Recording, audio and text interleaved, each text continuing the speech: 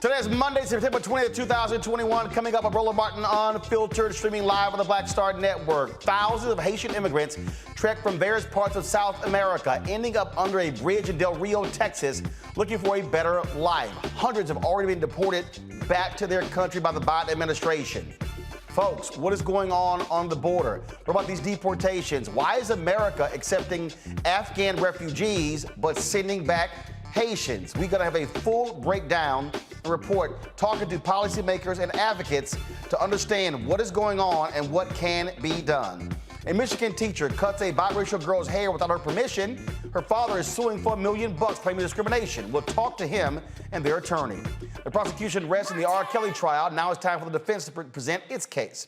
Two former white California police officers are indicted for beating a black teen. In today's Fit, Live, Win segment, are you making mistakes during your workout that prevent you from seeing results? Folks, it is time to bring the funk. I'm Roland Martin Unfiltered on the Black Star Network. Let's go. He's got it. Whatever the miss, he's on it. Whatever it is, he's got the scoop, the fact, the find. And when it breaks, he's right on time and it's rolling. Best believe he's knowing. Putting it down from sports to news to politics. With entertainment just for kicks, he's rolling. It's on go, roll, roll, y'all. It's Roland Martin, yeah. Rolling with Roland now. He's funky, he's fresh, he's real, the best, you know he's Roland Martin now.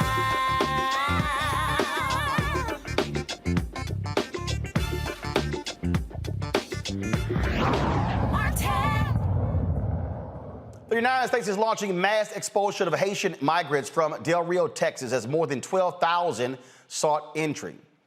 DJ Secretary Alejandro Mayorkas said the department is ramping up flights to Haiti and other countries. He held a news conference today in Texas.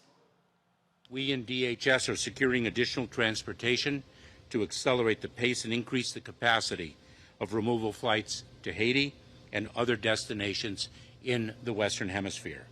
We are working to increase the capacity of return flights to Haiti and other destinations. We anticipate at least 1 to 3 flights per day. The Biden administration is working with source and transit countries in the region to accept individuals who previously resided in those countries. We are undertaking urgent humanitarian actions with other relevant federal, state, and local partners to reduce crowding and improve conditions for migrants on United States soil.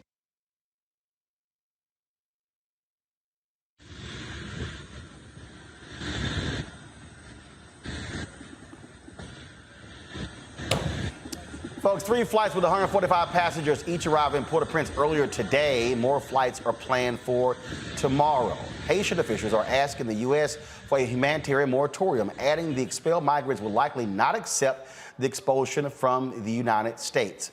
Thousands of Haitians migrated from Chile, Brazil, and Haiti, making their way to Del Rio, Texas last week. U.S. border officials say the migrants thought the border was open.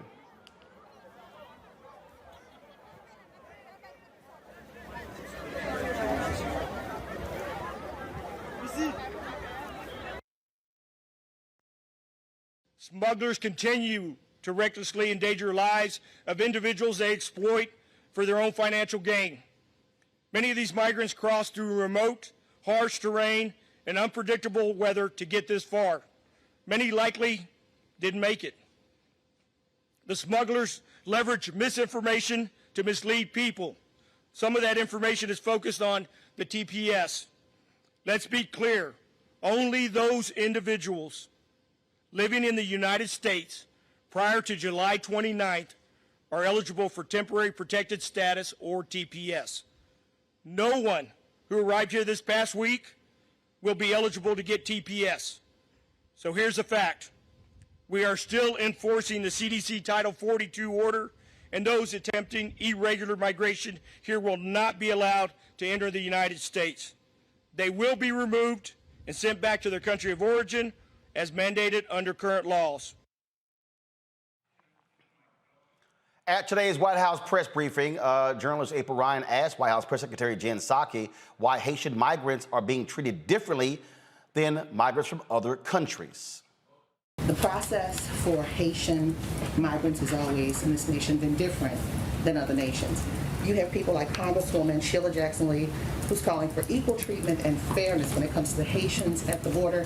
And overall, you're allowing Afghans to come in, Afghan supporters to come in, as well as Mexicans, and then Haitians are not allowed.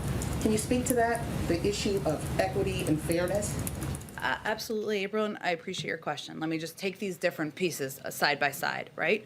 One, our immigration policy is not about one country or discriminating against one country over another. We want to end that and hopefully put an end to what we saw over the last 4 years. Let me start with Afghan allies. Afghans who are arriving in our country are entering in a sanctioned an orderly process that includes vetting and security screenings led by the Departments of State, Defense, and Homeland Security. It's not about one particular country of origin, but we've outlined very specifically in here what those processes look like as individuals who are evacuated go to lily pad countries, go through security vetting before they come to the United States on a range of programs.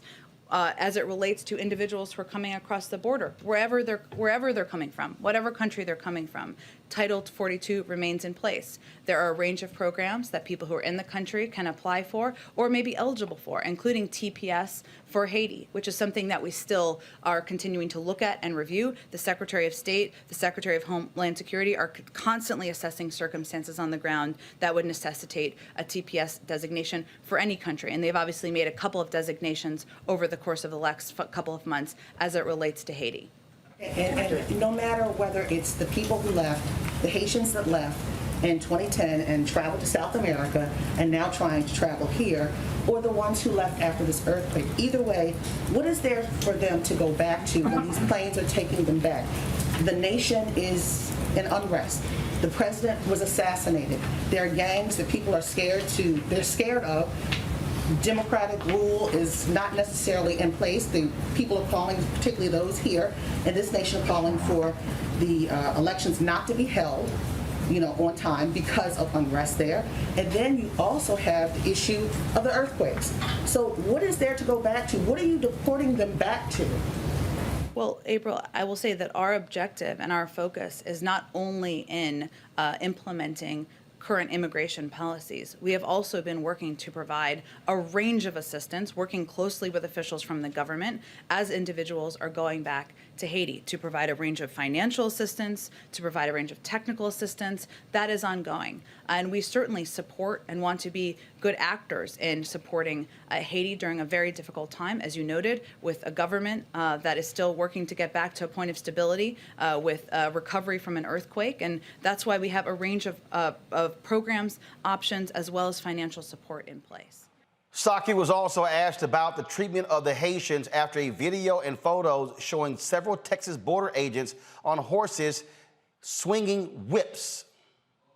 There are photographs and reports of border agents on horseback using what appear to be whips on Haitian migrants. Does the administration view that as an appropriate tactic? Can you speak to that? There are people who are upset about it. Yeah, understandably so. I've seen some of the footage. I don't have the full context. I can't imagine what context would make that appropriate, but I don't have additional details. And certainly, I don't have additional context, April. I don't think anyone seeing that footage would think it was acceptable or appropriate. And the DHS said it will be, it said Saturday that federal agencies will be partnering with the Haitian government to provide assistance to the returnees. Can you elaborate on what that assistance will entail exactly? You mean to the people who are returning to Haiti? Yes, we've been in close contact with the government about when people return, what that looks like. Let me get you some more additional details about what that looks like when they get on the ground. Go ahead, Yamiche. Thanks so much, Jen. I want to follow up on the question about Haitians and it's specifically these photos that are surfacing on Border Patrol agents seemingly using whips. I know you said that there's no context that it would be seen as inappropriate, so the question really is, why would this be happening under the Biden administration? Is this going to stop? What would I wonder sort of what are going to be the consequences if what we're seeing is what we're seeing? I mean, Yamiche, it's all good questions. We just saw this footage. It's horrible to watch. I just have to get more information on it. Again, April, I don't have more information on it. I've also seen the video. I can't imagine what the scenario is where that would be appropriate. I'm certainly not suggesting that, but we've just seen the footage earlier this morning. I know you said that you're still assessing it, but just to add, if this is what we see, is it the president's stance or the White House's stance that whoever these border agents are using what seems to be whips on migrants, that they would be fired or at least never be able to do that again? Of course they should never be able to do it again. I don't know what the circumstances would be. It's obviously horrific, the footage. I don't have any more information on it, so let me venture to do that, and we'll see if there's more to convey. Karen, go ahead. I think, April, I absolutely understand your question. I think I've been very clear about how horrific the footage is. I don't have more information. As a U.S. official, I have a responsibility to get more context and information. Just to know, I also emailed the White House today wanting to know specifically about the use of those whips. Have not gotten a response. We also, yesterday and today, asked the White House to send an official onto this show to explain what is going on. They did not make anyone available. Several Congressional Black Caucus members have spoken about the crisis in Texas. Representative Joyce Beatty, who is the chair of the Congressional Black Caucus, released this statement. I want to express my concern regarding reports of an urgent humanitarian crisis for tens of thousands of displaced Haitians at our southern border. I want to be clear that we are a nation of humanity and rule of law. My heart aches for the people of Haiti who are currently experiencing unimaginable political and economic upheaval. As we address the current surge of Haitian people, it is critical that we approach the situation focused on fairness and the safety of all involved. I will continue to fight to see that refugees are welcome in America, regardless of race or country of origin. I have contacted Secretary of Homeland Security Alejandro Mayorkas to request that he immediately assess the situation and ensure that humanitarian assistance, including lavatory facilities, food and water, is being provided to those being processed, especially children. I further requested that he provide a comprehensive briefing to the Congressional Black Caucus on the status of Haitian migrants and on whether alternatives exist for their relocation. Florida Representative Val Demings also issued this statement regarding what's happening there. She said immigration reform to protect dreamers, Florida farmers, TPS recipients, and essential workers is critical for our economy and our future. The Senate must move forward, and they should do so with the understanding that in a democracy, the majority should be able to pass legislation to serve the American people. However, let's also be clear that we are only in the situation because inexcusable obstruction by Senate Republicans has nearly shut down Congress's ability to work for the American people. The Senate must find alternate pathways to complete this work, and every Senate Republican should be held accountable for opposing immigration reforms that will protect workers and an estimated $1.5 trillion to our economy and create 400,000 new jobs. Later in the show, we'll be joined by Congresswoman Yvette Clarke of New York.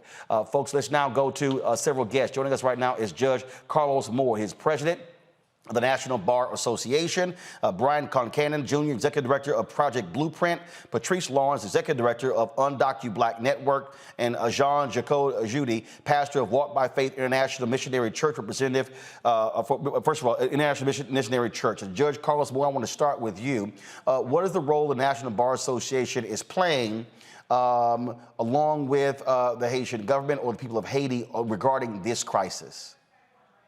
Roland, the National Bar Association is simply calling for the rule of law to be followed. We do know that historically the United States has treated immigrants and migrants from Haiti differently than other non-Black migrants. And so we're simply asking for fairness, for humanitarian relief for individuals who have been devastated by a recent earthquake that has placed over 100,000 people, left them homeless, and then the political upheaval with the assassination of their president. They have no safe place to go. I'm going to Brian here. Brian, first of all, how did we get to this point here? Last year, of course, we had we had the deportation of Haitians back to the country. There was grave concern about COVID, not having, proper testing facilities in Haiti, returning folks back to that country. The Trump administration was doing that. Folks were blasting that. The actions that we're seeing right here from the Biden administration and under this DHS are shameful and despicable. And again, somebody has to answer how in the hell horses and whips are being used. That is certainly not the kind of image this administration should want to send out to this country and abroad. That's a great question, and they're both long-term and short-term answers. The long-term is that for decades, for centuries actually, the U.S. government has had policies that undermines Haiti's ability to provide basic services to its population and undermines democratic governance. That has inevitably created a demand for people to leave Haiti to find somewhere safe where they can live. In the short term, the Biden administration has been using Title 42, which is a public health measure that then Senator Kamala Harris said was illegal and not really advancing public health. They've been using Title 42 to expel people, especially people of color, including Haitians, from the U.S. That policy is illegal. Last Thursday, a judge ordered it. A judge determined it was so, and it's applied in a discriminatory way. And although it is less spectacularly racist than the whips and the horses, it still is racist, and it's led to 850,000 people being sent back to difficult and dangerous situations. Patrice, this Haitian policy that the United States has had really has been in place since President Jimmy Carter. And people have complained for decades. You had Cubans coming to the United States, getting asylum, Haitians being returned. And there really has never been a good explanation as to what's the difference between Cuba and Haiti, other than Cuba is led by a communist regime. Roland, there is no explanation because the only explanation that can be possible is racism. There's absolutely no other reason for this. And that's even clearer with the images that we saw today. I'm really questioning, what year are we living in? Is it 2021 or is it the 1800s? Because what I saw today was slave patrol. What I saw today was Black people saying we are vulnerable. I've got my child with me. I've got my baby on the breast. I have got everything that I have brought with me here to seek assistance. And the United States saying that 15,000 people, 10,000 people is a crisis? Seriously? We can't handle that, but we are doing other things for other countries? It is shameful. It is absolutely disgraceful. It is absolutely shameful. And all of those racists, those savages on those horses need to lose their job immediately. We have to stop the war on Haitians. We need a system of care. We need to make sure everyone's tested for COVID if that's the problem. We need to get rid of Title 42, and we need to institute immediately Haitian parole. We have the tools to use, and the only reason we're here today is because we're under Biden and not Trump. If we were under Trump, this wouldn't even be a conversation. Pastor Judy, when we talk about, we talk about treatment, I mean, here's the question that somebody has to answer to. And that is, how can the United States easily, without any thought, relocate thousands of Afghan refugees? They're not, so if we had to use the argument of Cuba, the Afghans are not coming from a communist regime. So the question then is, all right, why is the United States treating Haitian migrants differently than they are Afghan refugees? It's a good question. It's sadly that we're witnessing what's going on under Biden. What I see that happening here in El Paso, Texas, is that the government, the current government, is let themselves being bullied by Abbott, the governor of Texas, and in that there is a knee-jerk reaction from the administration, and that reaction gonna cause more problems for the people that been already about 7,000 that I know that been already in Haiti, and Haiti is not equipped to receive them. It's creating more problems for these people that are trying to find life. If we're gonna do anything about this problem, we need to go to Panama and Colombia and Colombia to fix it there. Not when they already cross all these countries and then enter even Mexico and now the United States. The United States, like the speakers already said, understand the situation in Haiti.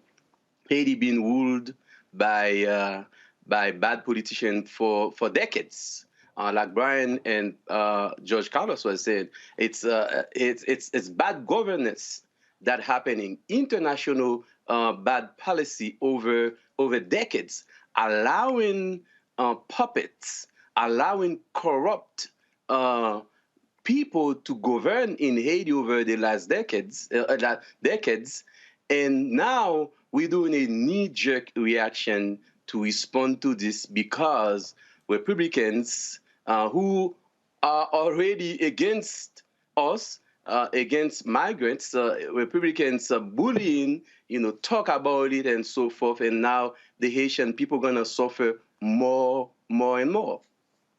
You're there in El Paso.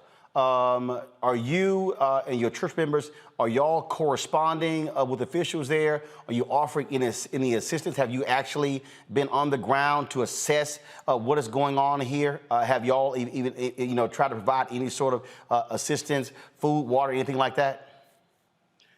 So El Paso is 85% Hispanic and 3% African Americans, and then we have these 300 Haitians here in El Paso.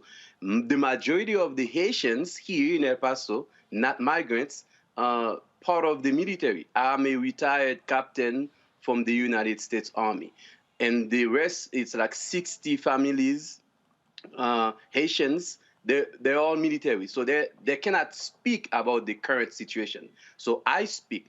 Today, the county judge released numbers of Haitians being processed through El Paso from Friday, talking about 1,500, and then starting today is gonna be 500 every day. The process that I'm saying is that to take them to the airport and then send them back to Haiti.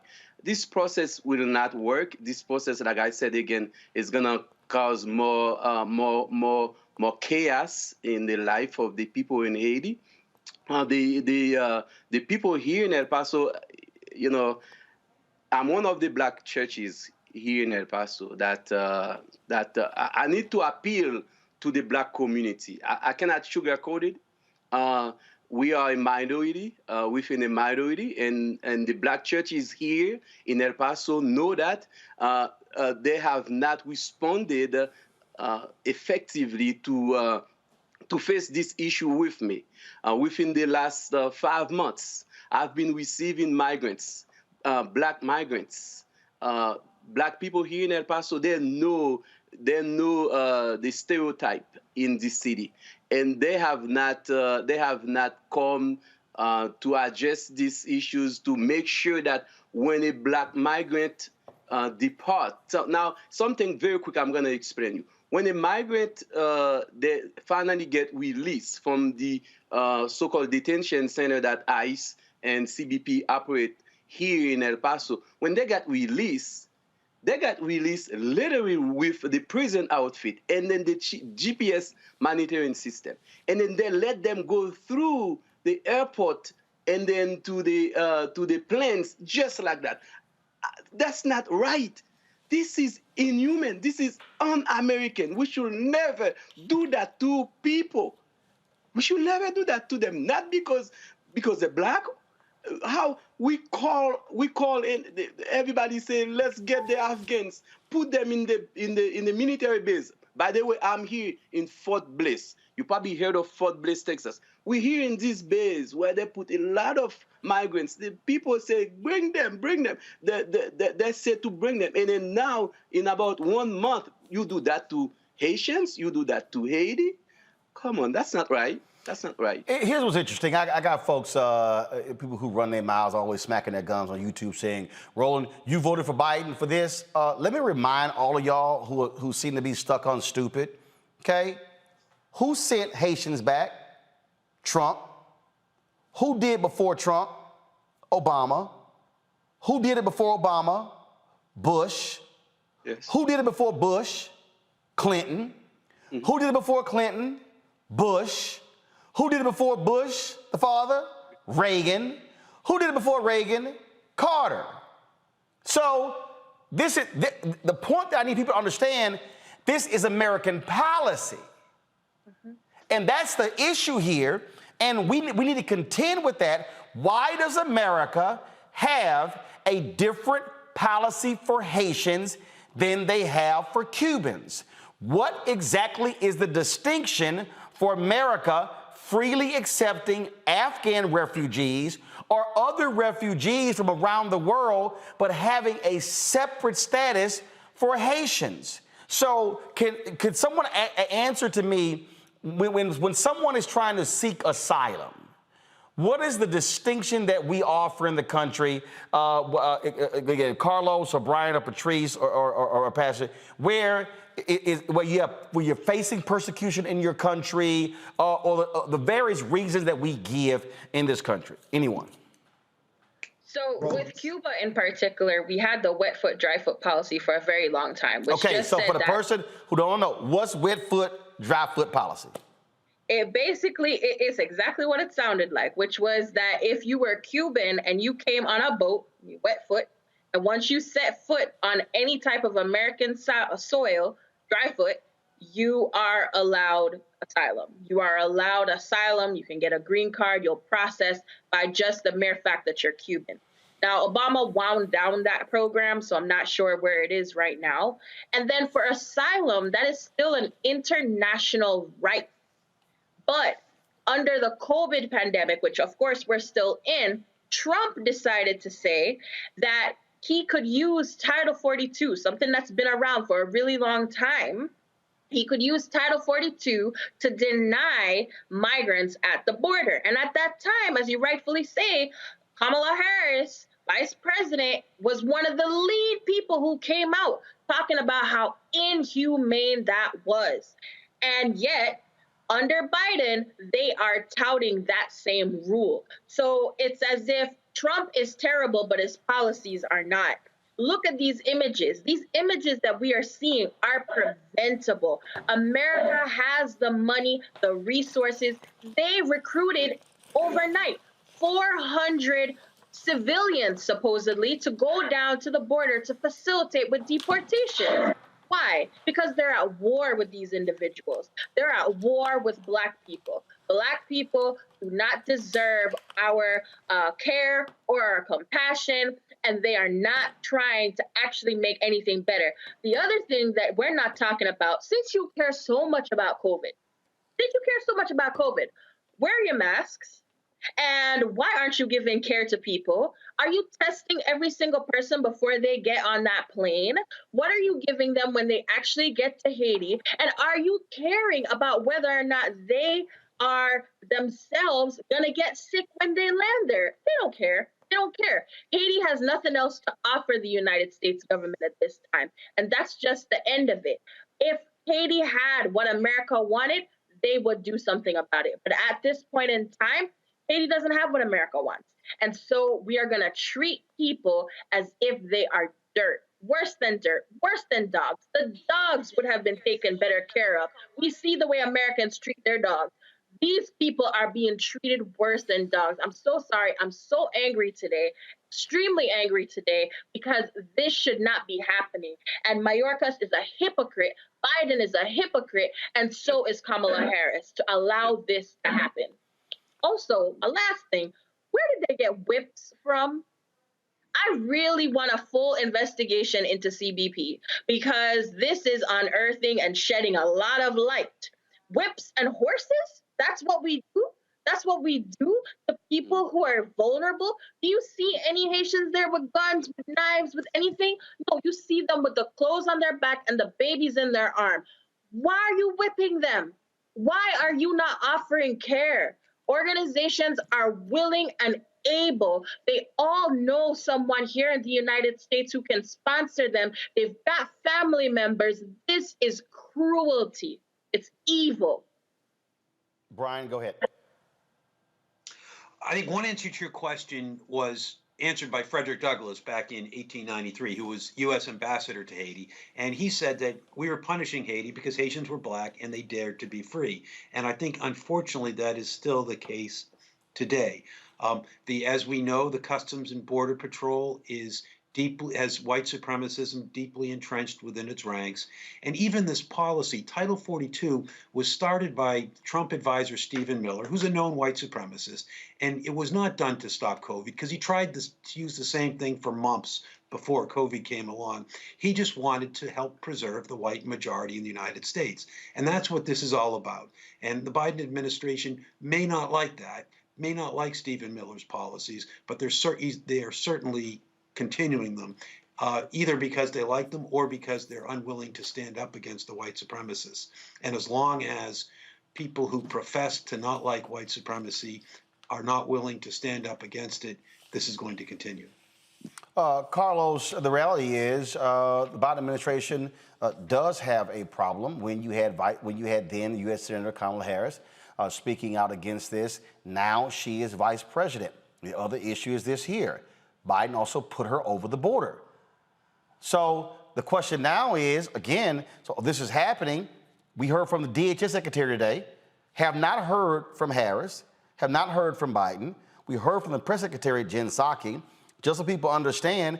And look, this is probably also very personal to Karine Jean St. Pierre, who was the deputy press secretary, because she's Haitian. And so, again, I reached out to the White House yesterday and specifically said I wanted an administration official on the show today. They got back with me saying the DHS secretary was having a press conference. I said, no, I want someone on the show to explain.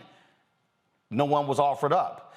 And so they have some serious questions to answer when you talk about this treatment here. And I specifically asked about the horses and the whips, did not get an answer. Yo, Roland, from the National Bar's perspective, the Biden administration is sending mixed signals. Just last month, the Biden administration redesignated Haiti a TPS beneficiary nation, where those Haitians already in the country do not have to be deported immediately, repatriated immediately because of the violence and political instability. And yet now you have the Biden administration allowing people to go back without the benefit of seeking asylum in this country when they get to the port of entry. Or, it's baffling to the National Bar Association. So we're simply asking the Biden administration to stop sending mixed signals. Or are you going to do right or are you going to do wrong? You can't not do both. So the question now is what happens next? Because not only that, you also had conflicting statements coming out of Haiti, where some were saying we'll welcome them.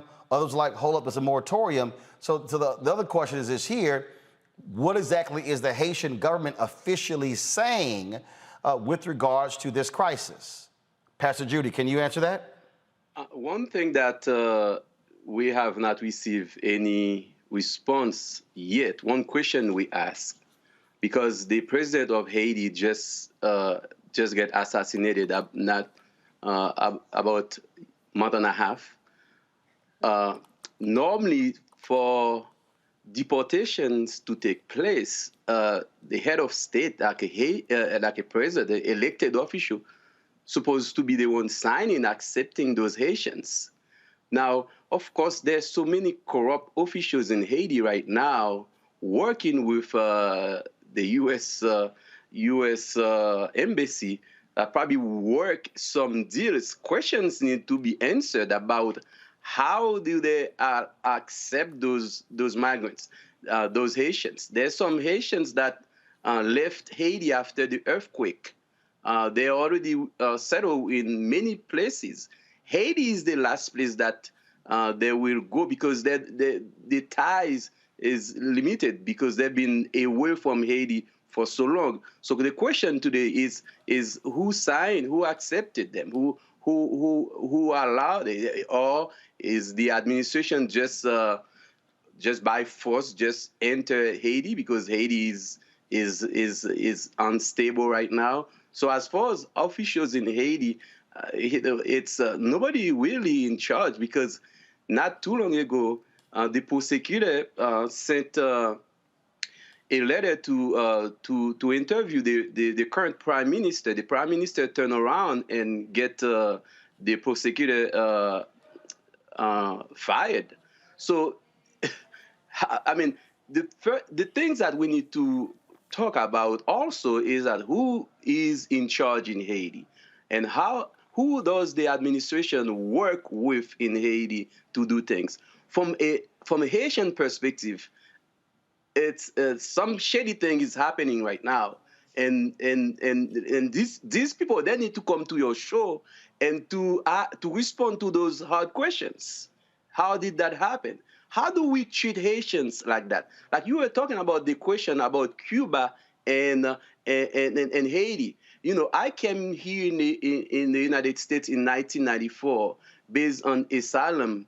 My asylum application from Haiti was granted because when I was in Haiti, I was working in Radio Classique in Haiti. So there was, nowadays, when the Haitian, even though they have credible fear of persecution, torture, and death, they say that, oh, it's all economical because they don't have anybody that talk on their behalf.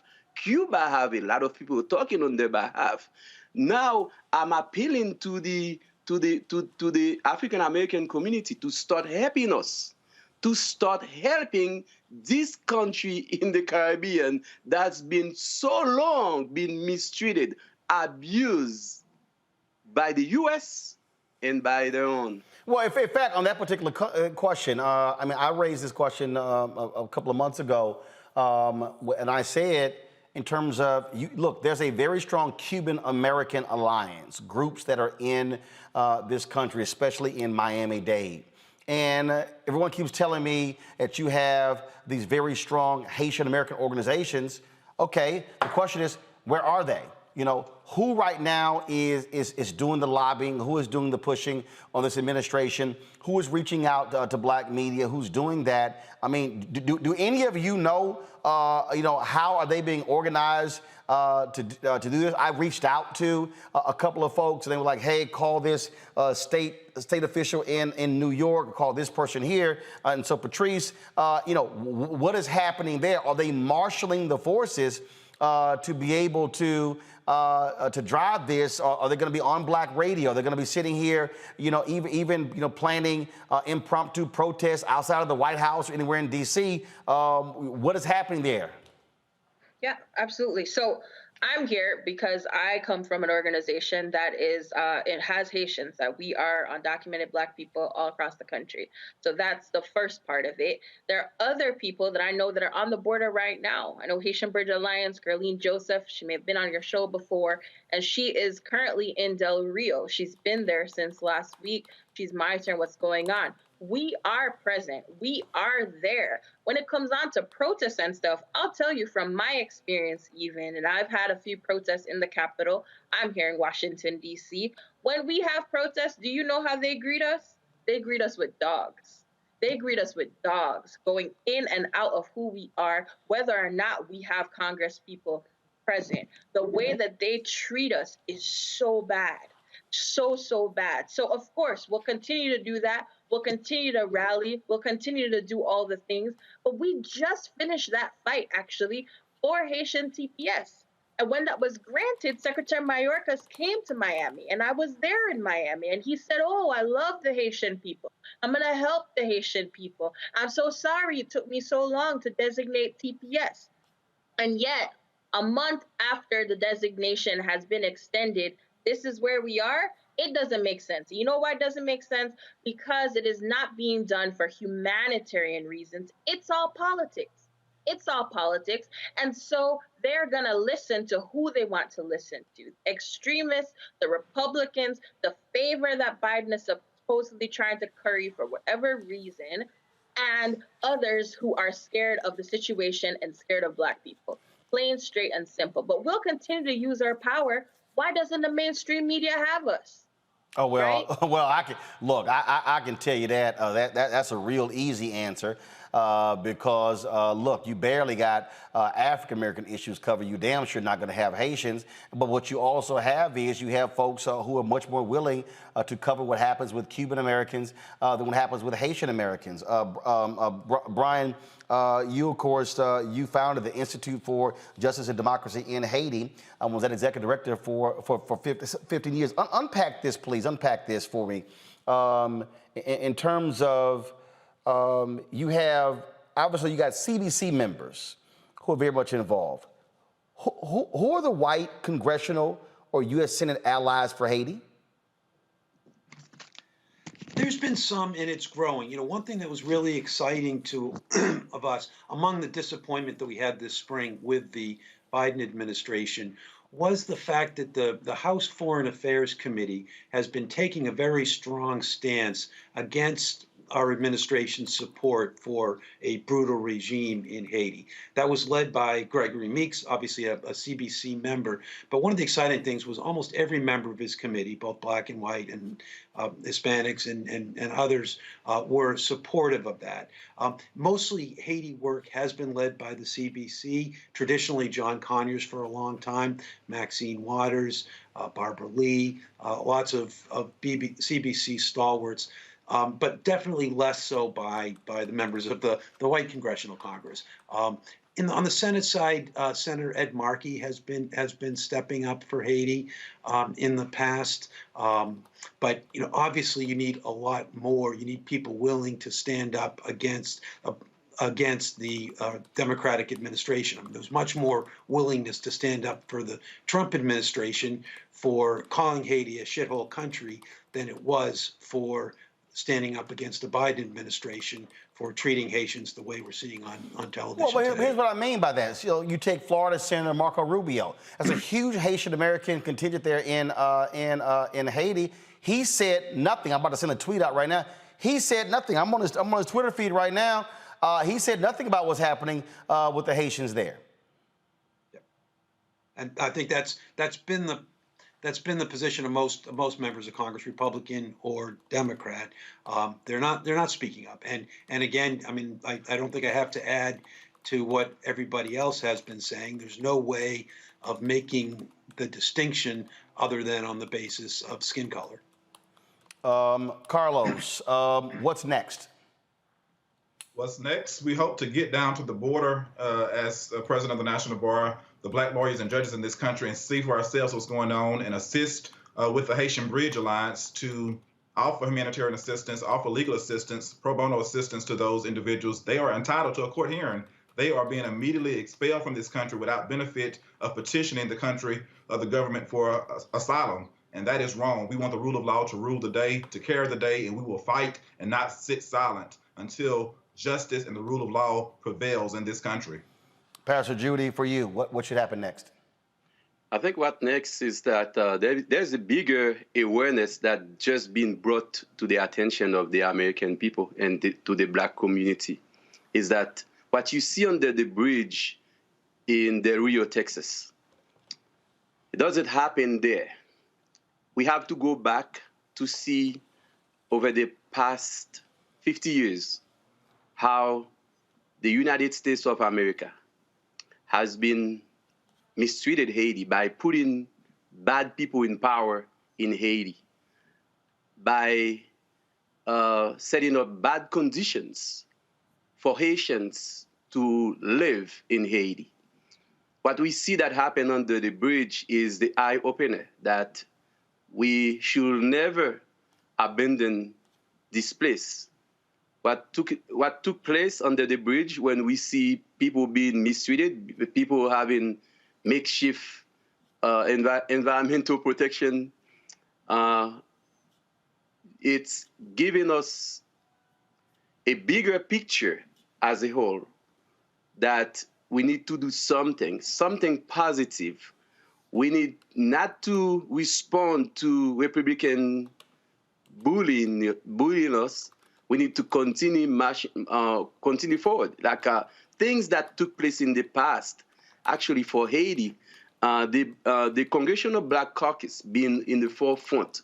Now I understand Biden is the president, is the Democratic president, they're kind of silent. They need to come back and start talking again, start bringing awareness. We need to take off the gloves. The Black Lives Matter. We need to get involved about this minority of Black in Haiti being mistreated for too long. And the real is to let us know that, oh, Haiti still exists. Haiti, we need to do something more positive about that place. Patrice. And Dr. Black will continue to organize. In the past week or so, we were able to organize a letter that came from Congress with about 50 Congress people. It needs to be much more. We had another letter that was sent to the administration that had over 300 advocate organizations, national, state, and local. It needs to be much more. And we are calling on all of the viewers to treat this situation as how they treated the kids in cages. Let the whips on horses be the same reaction as kids in cages. And we're going to call for more people to do that and for Biden to institute humanitarian parole for Haitians immediately and end Title 42. There should not be a flight tomorrow after what we witnessed today. All right, folks. Look, we certainly are going to keep our focus on this, and we want absolutely someone from the Biden administration to come on to explain this policy, especially Title 42. In addition to that, expect to be hearing more from Congressional Black Caucus members, Congresswoman Yvette Clarke. They're actually in a meeting as we speak with Vice President Kamala Harris on another issue, and hopefully when they come out of that meeting, we'll be able to hear from Congresswoman Yvette Clarke. So Judge Carlos Moore, Brian Concannon, Patrice Lawrence, and Pastor Jean, Jacoby, Judy, I certainly appreciate all of you being on the show. Thank you. All right, folks, gonna take a break. We come back, we'll have our panel, and we'll unpack this further and break down other news right here on Roland Martin Unfiltered, streaming live on the Black Star Network. Back in a moment.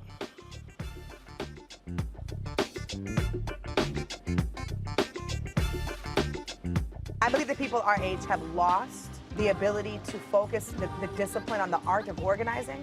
The challenges, there's so many of them and they're complex. And we need to be moving to address them. But I'm able to say, watch out, Tiffany. I know this road. That is so freaking dope.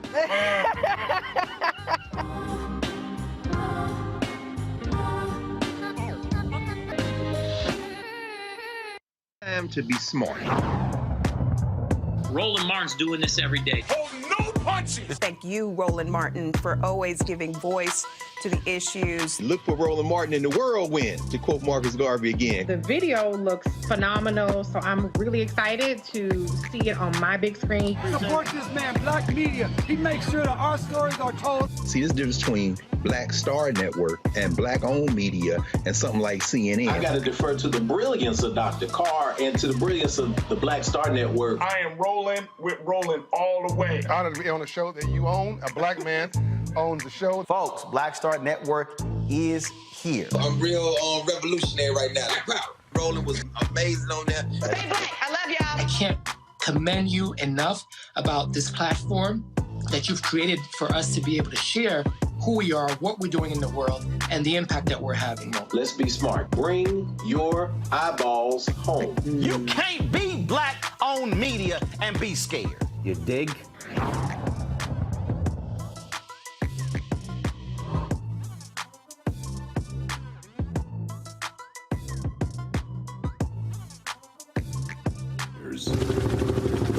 America lost 58,200 soldiers in Vietnam. Under Ron DeSantis' disastrous leadership, Florida has lost 47,000 people to COVID. Every day I come to work, I feel like I'm going to war. I feel like it's a battlefield.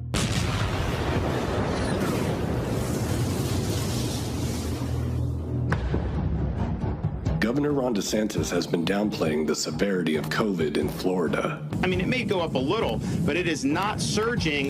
Just like the Secretary of Defense and generals did in Vietnam.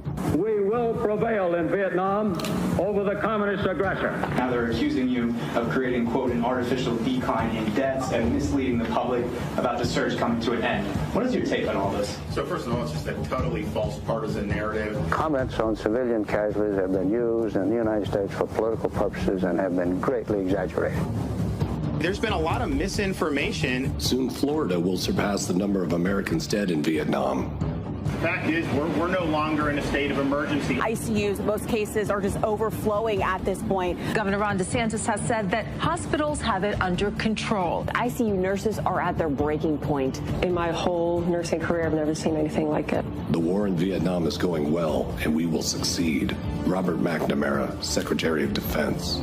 40 to 50 ambulances in the county have to wait an hour or more to offload their patients because there aren't enough beds. 1,200 dead of COVID yesterday in Florida.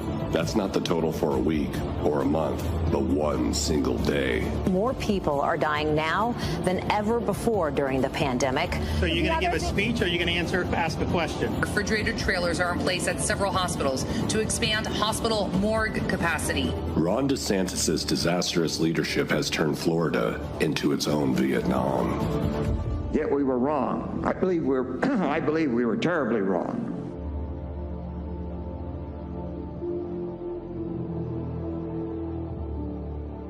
Hey, yo, Peace World, what's going on? It's the Love King of R&B, Raheem Devon. Hey, I'm Cupid, the maker of the Cupid Shuffle and the Wham Dance. What's going on? This is Tobias Trevelyan. And if you're ready, you are listening to and you are watching Roland Martin Unfiltered. Folks, this is a drone video from the folks at The Insider that gives you a sense of how expansive and how major this issue is, where you have upwards of 12,000 Haitian migrants there on the border. So check this out.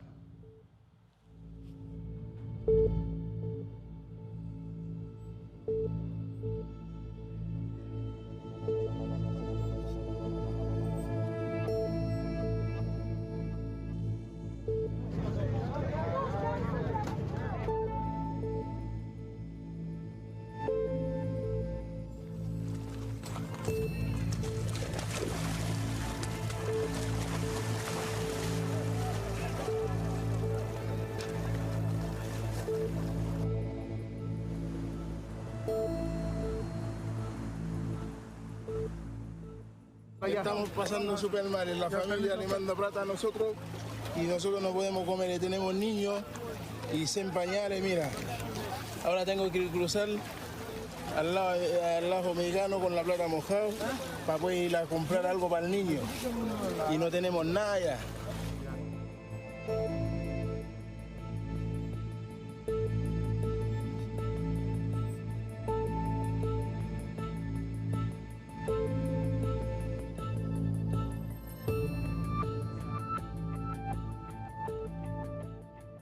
Se eu deportado agora, eu vou morrer. Haiti não tem segurança. Haiti, só bandido. Tem guerra civil todo dia. Muito complicado, porque não tem dirigir Haiti, não tem nada.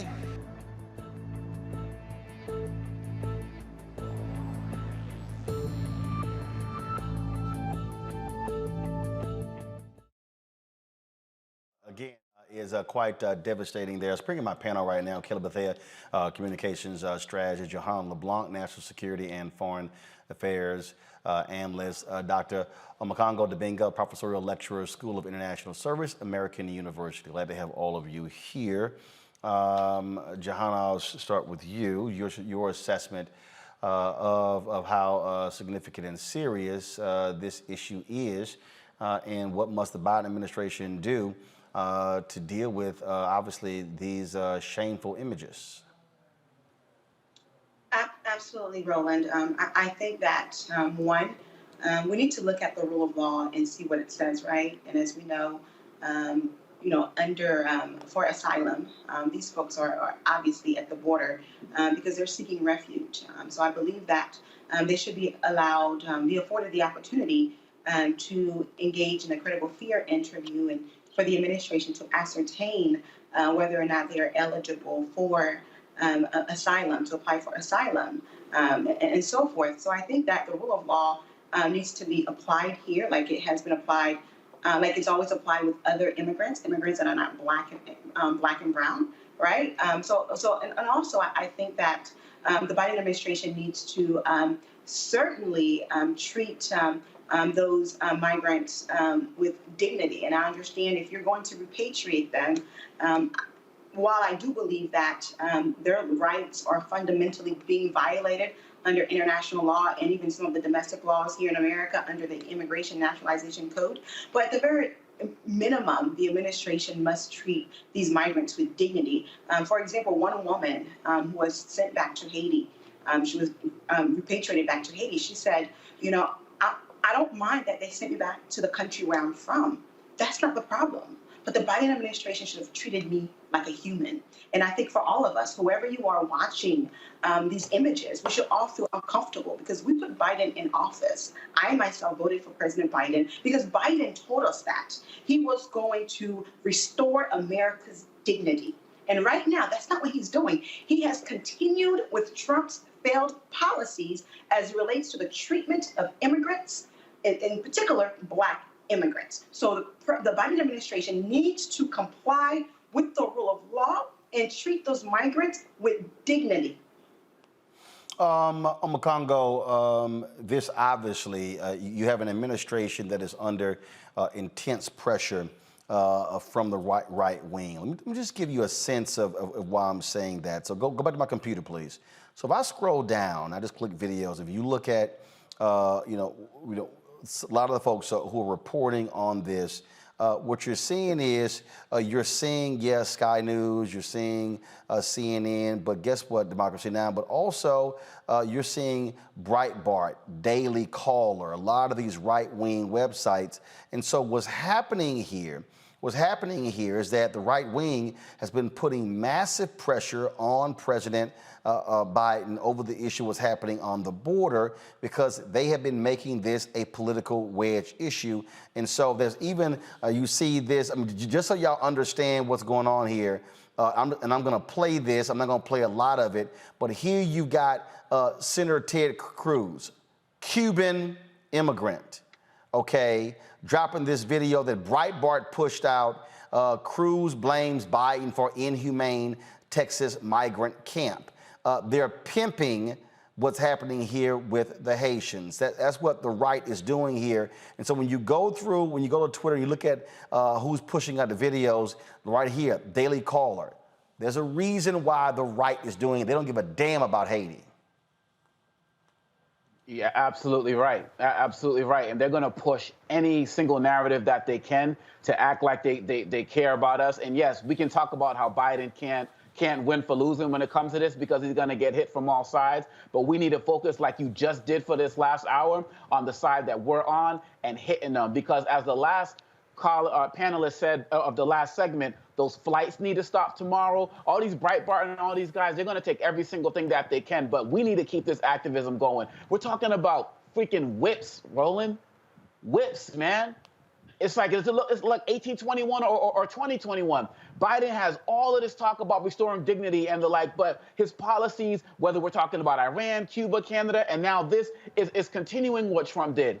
And we put these people in office right now, and really at the end of the day, Ted Cruz and all of these guys, they can go and sit themselves down somewhere. We got to continue to fight for our people on this border. Like the pastor said, where the churches, just where are we right now, Roland, right? And nobody's giving it the type of attention that you're giving it right now. And so we need to keep the fight up.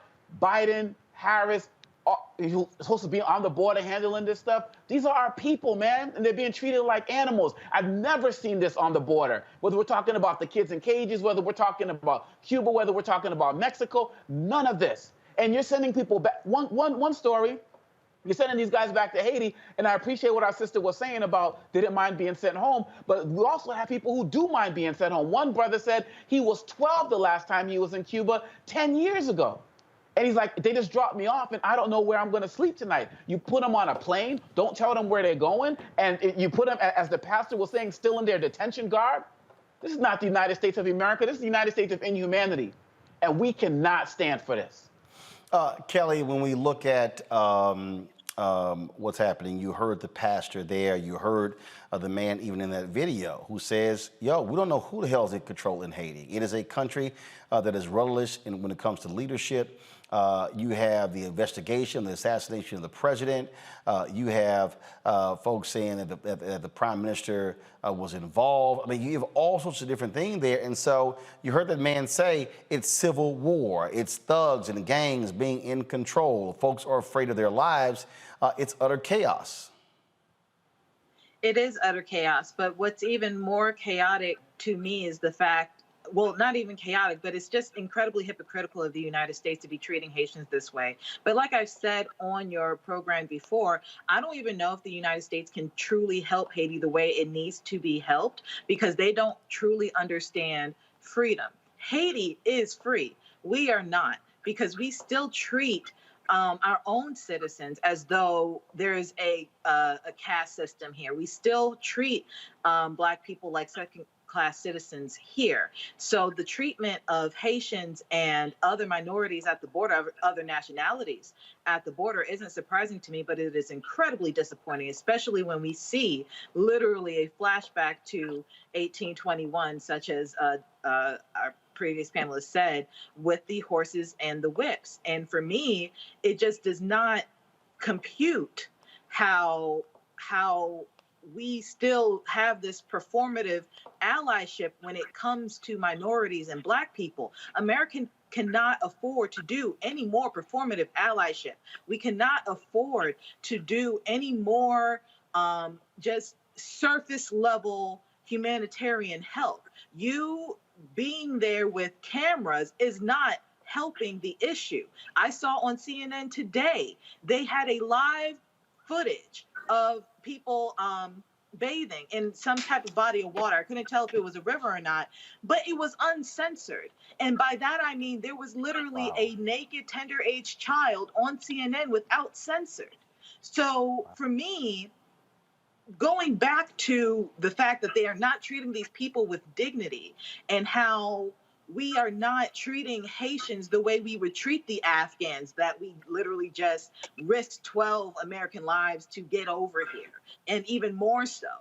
The fact that we are taking away their dignity and compromising our integrity as the United States is just appalling to me. So again, we cannot afford any more performative allyship. We cannot afford to keep going like this.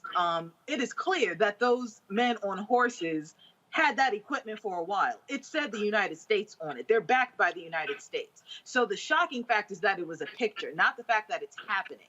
So the Biden administration, this is on you. Yeah, I mean, look, the reality is, you can't say Trump, Republicans. No, Biden, Harris, they are now in control. They control the levers of government. And so the buck stops with them. And you saw in that news conference how April Ryan was pressing Press Secretary Jen Psaki, who was not happy at all with how aggressive she was doing so. But these things have to be answered because what we're seeing is dead wrong. And again, I'm going to go back to what I keep saying over and over and over again, and that is there has to be a reckoning as to why there's a separate policy in the United States for how Haitians are treated compared to Cuban Americans and others. The reality is this: if there were 12,000 Cubans trying to make their way into the country, they would not be boarded on planes and flown back to Cuba. Simple as that. Simple as that. So that absolutely must be dealt with. All right, folks, I got to go to a break. Johan LeBlanc, we certainly appreciate it. Thanks a lot. When we come back, folks, we'll talk more on Roland Martin Unfiltered on the Black Star Network.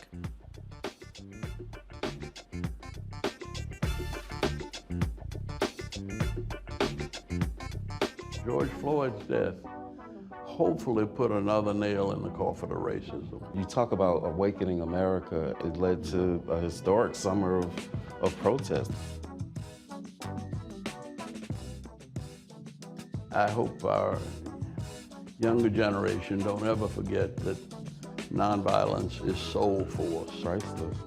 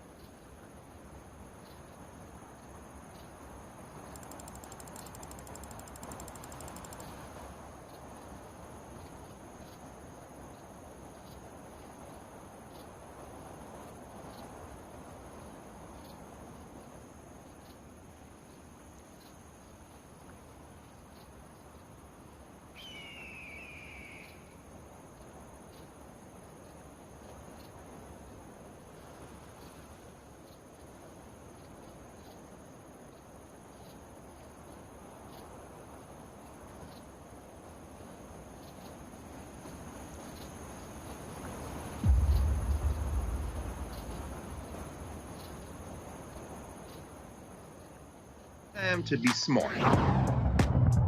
Roland Martin's doing this every day. Oh, no punches! Thank you, Roland Martin, for always giving voice to the issues. Look for Roland Martin in the whirlwind, to quote Marcus Garvey again. The video looks phenomenal, so I'm really excited to see it on my big screen. Support this man, Black Media. He makes sure that our stories are told. See, this difference between Black Star Network and Black-owned media and something like CNN. I got to defer to the brilliance of Dr. Carr and to the brilliance of the Black Star Network. I am rolling with Roland all the way. Honored to be on a show that you own. A black man owns the show. Folks, Black Star Network is here. I'm real revolutionary right now. Roland was amazing on there. Stay black. I love y'all. I can't commend you enough about this platform that you've created for us to be able to share who we are, what we're doing in the world, and the impact that we're having. Let's be smart. Bring your eyeballs home. You can't be Black-owned media and be scared. You dig?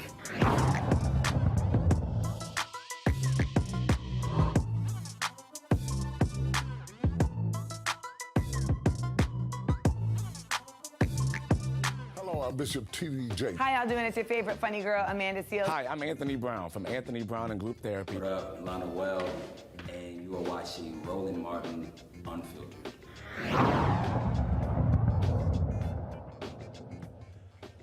Prosecutors in the R. Kelly sex trafficking trial arrest their case after calling 45 witnesses over the past month.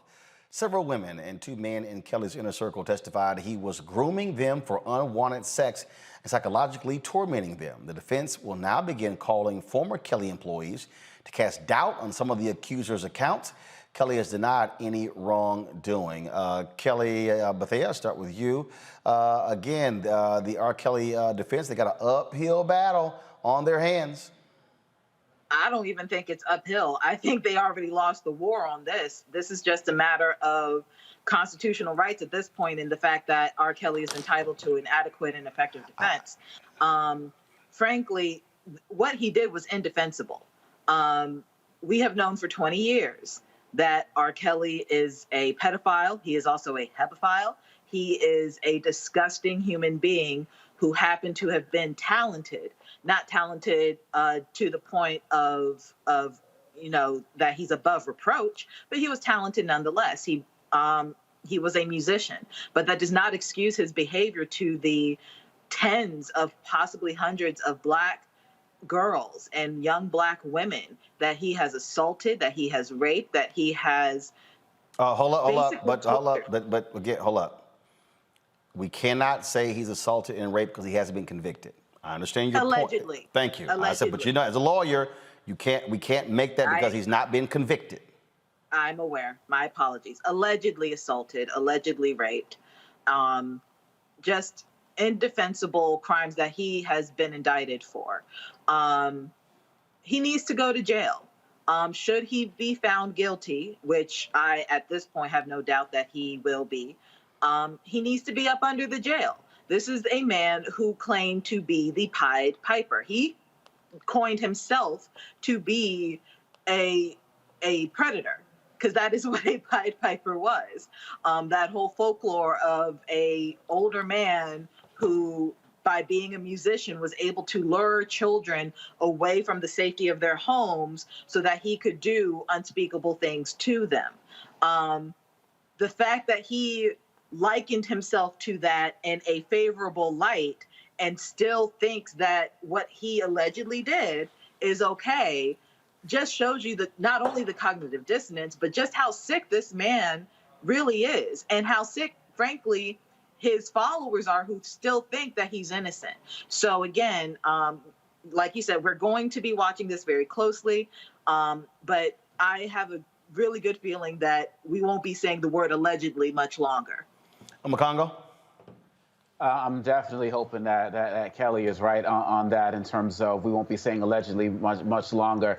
And I really hope that after this trial is complete, that many of his accomplices will also be brought up on trial, because they engaged in trafficking of children. Last week, you talked about how somebody walked in on him when he was performing oral sex on Aaliyah. I mean, these are things that people knew, and these are things that people saw. The man used to sit outside of high schools looking for girls, and people enabled that. I think it's really important also that we're making sure that these victims are getting the alleged victims are getting the support that they need as well. Because we all see when people who might be celebrities like a Lupita Nyong'o or people like that come out and condemn people like a Harvey Weinstein for what they did, and they get attacked online and social media. These younger children, they don't have that type of defense. And so if people are knowing who they are, I wouldn't be surprised if people who are still part of R. Kelly's team are engaging in some form of bullying and those types of behavior as well. So we have to make sure that we're doing the work to uplift them as well, because they need the support for their coverage. They were doing this before Me Too ever popped off, right?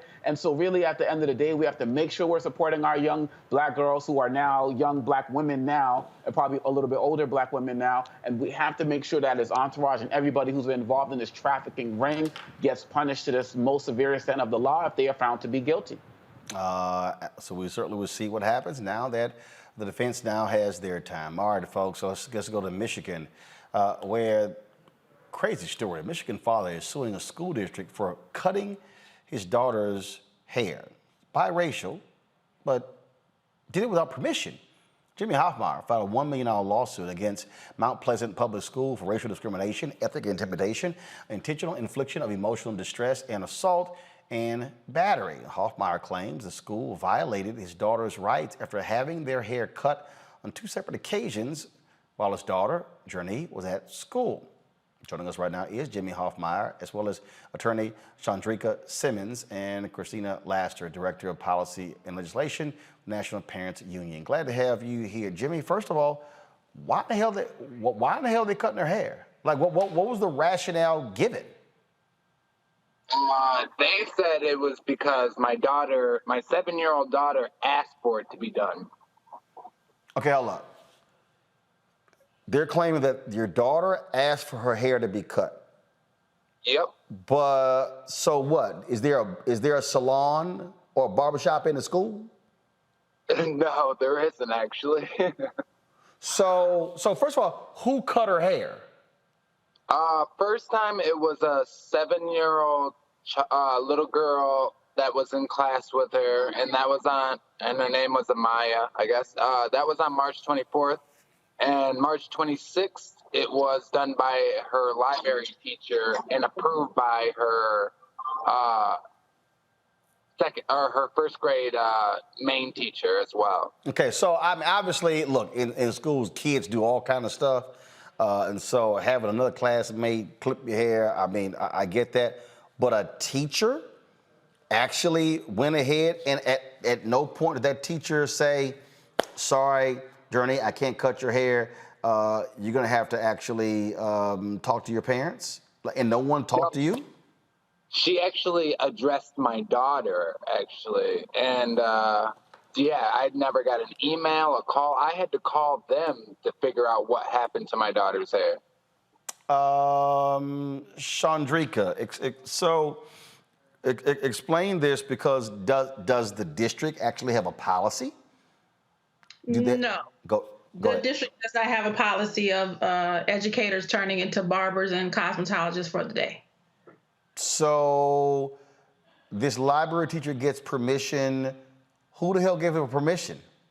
No one gave them permission. And from the evidence that we've gathered from them thus far, they have every mechanism in place to be able to contact a parent regarding any underlying issue that they may have regarding a student. And in this case, they chose not to contact Mr. Hoffmeyer and to just unilaterally decide that this was best for his daughter.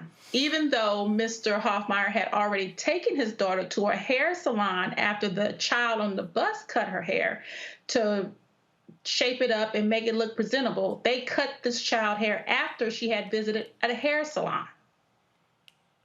So I'm just trying, I mean, the thing that really just jumps out at me here, Jimmy, is, okay, what was the response from the principal, from the school district? The response from the there really wasn't a good response. They just asked how they could just make it go away, pretty much is all they said. And from the get-go, they told me that they were going to end up with letters in their progress reports, and that's what the end result was of their third-party investigation, who never spoke to me or my daughter or her counselor or anything. I want to bring in Christina Laster, of course, with the National Parents Union. Christina, the reason this is significant because this is not the first story we've told. We've had black folks fighting hair battles. We've, of course, been covering the Crown Act, this passage in different parts of the country for the past year or so. And the thing that really that jumps out is just this constant desire to cut black kids' hair. Right. And so basically we see that Mount Pleasant would like the public to believe that this is an isolated incident, but we know that it is not. And there is a pattern and a history of hair discrimination, right? And now we're seeing that permeate throughout K-12 schools where children are either forced to comply or assimilate immediately if they're involved in athletics or whatever the case may be. This takes it beyond the norm of asking the student to like cut their own hair to they took that action into their own hands without parental permission or consent. And so this is why it's vital to have accountability mechanisms like the Crown Act that specifically say you cannot do these things and under these certain conditions, because apparently common sense was not so common that day. In terms of what is the next step, first of all, with your lawsuit, Christina? I'm sorry, Chandrika, your next step for the lawsuit? So right now, we filed a lawsuit last week in the Western District. The lawsuit, however, will be moved over to the Eastern District, most likely in a couple of weeks. Once that is moved over, we will serve the defendants with the lawsuit and go from there.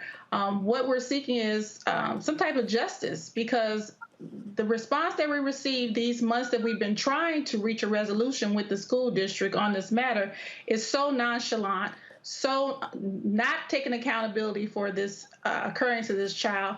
And I don't think they understand the underlying issues, that this is a cultural issue and there needs to be a cultural change in the Mount Pleasant school districts. I've been reading comments about this lawsuit since I filed it, and I see that there's a cultural divide as to children of color and their hair versus others in their hair. But I would like to say this. If anyone had a child in public schools and they came back home with their hair cut, they would be livid. Jimmy, obviously you get a response from the principal. How about the school board? The school board, we haven't gotten any response from, really. We've tried to show up at school board meetings and have them address things, and they've never responded back. Wow, well, that is certainly very strange there, and I must say, Christina, we keep seeing this, and for a long time you had black parents who, played the get along game. Now you got people who are saying absolutely not, especially since you have more African Americans who are wearing natural hairstyles and are fighting a lot of these dress code policies that frankly discriminate against black folks. Right. And what we do know is that we can't legislate hard changes, but we can legislate justice, right? This is the importance of having the Crown Act in places for accountability, because as you heard from Jimmy Hoffmeyer, we tried to use the proper protocols and procedures to address the school and the school board and ask for them to hold themselves accountable, but they were unable to do so. And so as the public may see it as, oh, just a ploy to, try to raise suit and get money, that is not the situation. We actually went through the proper procedures and channels to try to get them to hold themselves accountable. But what we realized is that they were not willing to do so. And so now we will pursue justice in the court and remedy in the court. And that is just basically what I admonish all parents to do in situations like this. Don't just leave it in the hands of people that aren't willing to hold themselves accountable. Pursue justice by every means. All right, then. Jimmy Hoffmeyer, Chandrika Simmons, and Christina Laster. I certainly appreciate it. Thanks a lot. Let us know what happens with this case. Thank you. Will do. Thank you very much. Omakongo, I want to start with you. Again, this is a constant attack on blackness. This is why the Crown Act should be federal law. There have been different states and counties that have actually passed it, but it actually should be a federal law that deals with hair discrimination. It absolutely has to be. And I'm glad you asked the question about the school board, because this is actually connected. I'm thinking of a story from the York Central School Board in Pennsylvania where they've banned a whole bunch of books in, this whole critical race theory faux argument. And they're banning books like about Rosa Parks and so on and so forth. But, they're just banning books with brown people in them. And one of the books was Hair Love, right? A book that was widely celebrated for showing the beauty of young black children's hair. And so when people think that these are isolated incidents, this is systematic. I'm thinking about that wrestler who had his hair cut and still went out there and won the match.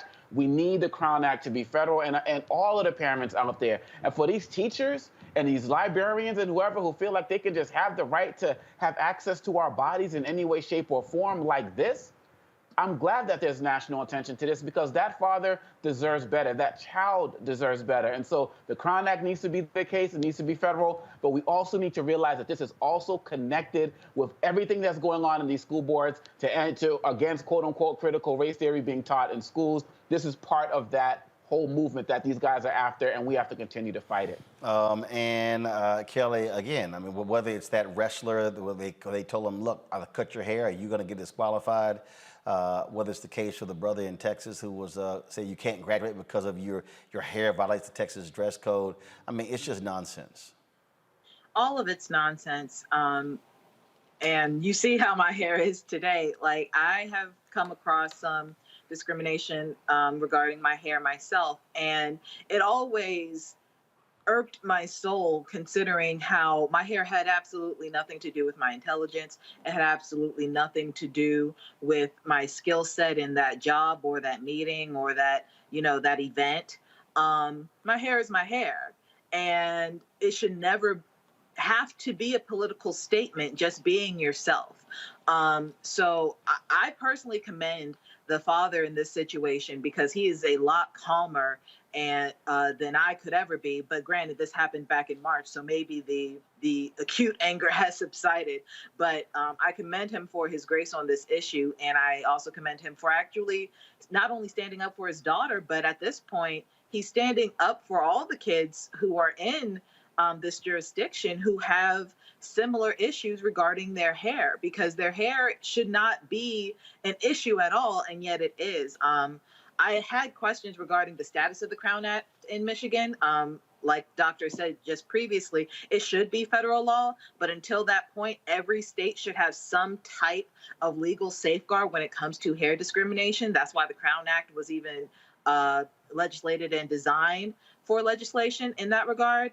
But I would also press criminal charges if possible, because at the end of the day, this is assault on two ends. This is assault on the civil side, which is where they're seeking damages. But this is also assault on the criminal side, because someone touched a child without parental consent or without the consent of somebody who could give consent. So I would be interested to see if somebody's going to go that legal route as well. All right, folks, let's talk about COVID, where Pfizer says it has a vaccine that is safe for children ages 5 through 11. With pediatric infections on the rise, many parents are eager to vaccinate their children. The vaccine is already approved for children ages 12 and up. More than 5 million children have been diagnosed with COVID since the start of the pandemic. The FDA will decide on the safety of Pfizer's vaccine for children in the coming weeks. Today, there are 42.9 million reported cases of COVID and 692,000 deaths. In Alabama, there were more deaths than births last year. This is the first time the state that's happened in more than 100 years. Alabama has 64,714 reported deaths and 57,641 births in 2020. The state is battling a war against, of course, the highly contagious Delta variant and running out of ICU beds. Of course, they've had 770,000 reported cases there as well, and 30,210 relate COVID deaths. Not only that, though, the thing that's also that has to be dealt here is that a CDC study finds that the Moderna vaccine is best at preventing COVID-19 hospitalizations. And so that's one of the issues there as well. And so now, all of the FDA says all of the COVID-19 vaccines work well at protecting against COVID hospitalization, but Moderna is better. And so what we're dealing with now here, Omokongo, is, again, what do we do? How do we deal with children who are being impacted? And so Pfizer put the press release out. It has not been certified by the FDA that the Pfizer vaccine is better for kids 5 through 11. Yeah, and for a lot of parents, it's such welcome news. Another milestone today is that we've passed the number of people who've actually died during the flu of 1918 as it relates to the COVID pandemic today. So it is getting worse. You talk about Alabama on track to do that again this year. And you look at New York, you know, where a lot of students who came into the school year came in already testing. They already had COVID going in, and the school has already shut down. We need this, man. We need this out there. Parents are, you know, I got 3 kids, and, you know, my youngest is 6 years old. And so this is something that's on my mind on a regular basis as well. And really, quite honestly, at the end of the day, it's really sad when you see that a lot of what's happening is because governors are just not taking action. They're blocking things like mask mandates and the like. And we have preventable deaths right now. And you talk about the number of children who are getting COVID going up. And I don't know what's going to go into the fall, man. We got another holidays coming up with Thanksgiving and Christmas coming up. So people and Kwanzaa and everything. So I don't know if we're going to have more surges, but our kids need a level of protection, particularly when our political so-called leaders are not going to fight to protect them and do whatever they can to score political points. So I'm happy for this news today. And again, it's safety. Parents want their kids to be safe. Bottom line is those who are under 12, best bet they got is to keep washing their hands, have safe distance, and to wear those masks, Kelly. But the problem is you got these Republican governors who are fighting mask mandates in schools. It's absolutely ridiculous. To me, it just feels like these politicians do not care about our kids, because it does not make sense that you are fighting against preventative measures against a global pandemic by telling people not to wear, frankly, the one thing that can keep them from getting it outside of a vaccine. It is absolutely ridiculous to me. And these poor kids, they don't have safeguards like the adults do, being the vaccine. Finally, Pfizer is saying that ages 5 to 11 are able to get it, but we don't know if these parents are going to give the go-ahead to get this vaccine to their kids because of the vaccine hesitancy and the vaccine, frankly, just the vaccine point. It's incredibly frustrating to me that these children have to rely on those who also do not care about them to the extent that they should. If you are a parent who has a tender age child in this age group, please get them vaccinated, because that is the only way we can actually achieve herd immunity. That is the only way we can get a semblance of normalcy back in this country and, you know, in general, the world.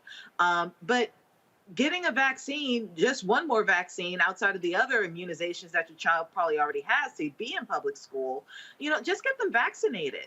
Just get them vaccinated.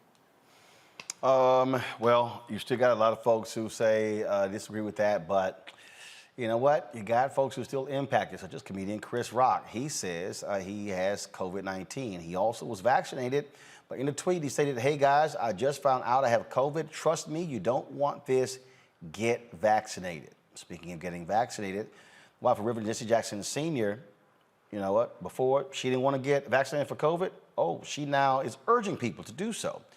After she was diagnosed with a severe case of COVID, she, of course, is out of the hospital. Reverend Jackson, he still is at a rehab facility undergoing treatment for his Parkinson's disease and his issue as well. So it's always, again, she was, now, here's what's interesting. Before they said that Jacqueline Jackson didn't get the vaccine shot because of a pre-existing condition, but now she's endorsing it. Sounded to me like she's actually didn't want to take the vaccine, but she'll believe it now. Yeah, I find it very interesting to hear about that as well, because I was wondering, and I'm wondering now, she's still telling people to get it, but still won't do it herself because it's more of a public relations thing. I don't know if she said she's going to get it once she recuperates. I mean, I definitely hope that she does. But it's like they say, when this stuff hits you in the face, all of a sudden, everything changes. And I'm just fortunate, I'm just grateful that neither she nor Reverend Jackson were on their deathbed talking about, you know, can I get the vaccine? I mean, she has an opportunity now to heal, and I hope that she continues to be a strong voice for these vaccinations, because quite honestly, a lot of people are going to listen to her, probably more so than they will him. Look, I'm telling y'all right now, y'all can play around as all y'all want to. Go ahead.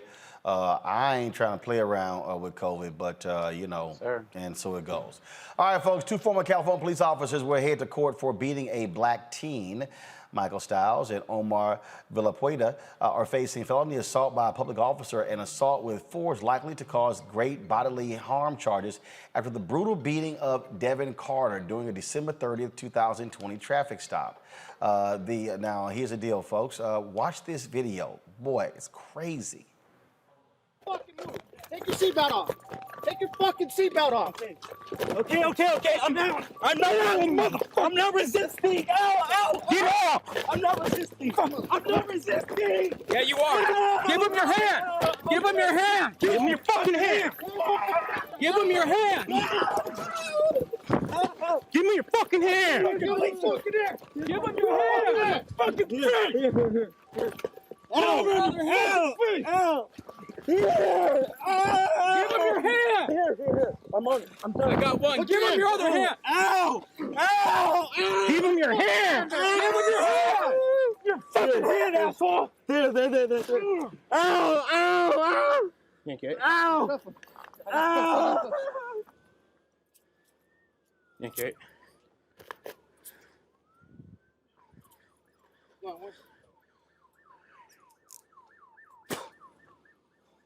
Ow!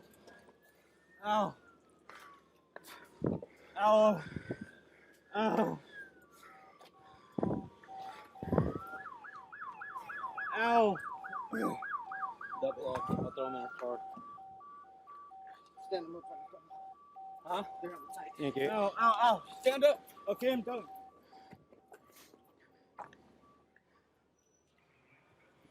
I keep saying, Kelly, the only way you deal with these thuggish cops, you got to indict them, convict them, send them to jail, and take their pensions. That's all.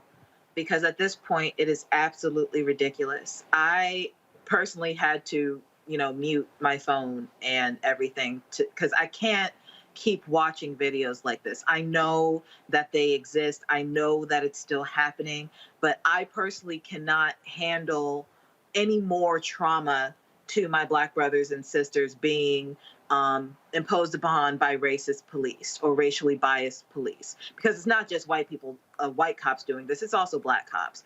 But the fact that it is still this pervasive is triggering, it is traumatic. I can only imagine how scared that young man was on the ground. He's literally screaming, he's not resisting. And by the looks of the video, the pieces that, I have seen previously, he wasn't resisting. But further, it was just excessive force. It was just excessive force. Like, it does not make sense to me how you have every facet of defense and tactics imaginable at your disposal to subdue a suspect in any regard, and you choose to go the most extreme route of violence just because you think our skin is a weapon. It is absurd, it is racist, and they should be up under the jail at this point, because what they did was absolutely disgusting. Yes, they've been fired. All of the administrative stuff is done. At this point, this is purely criminal. They need to be under the jail.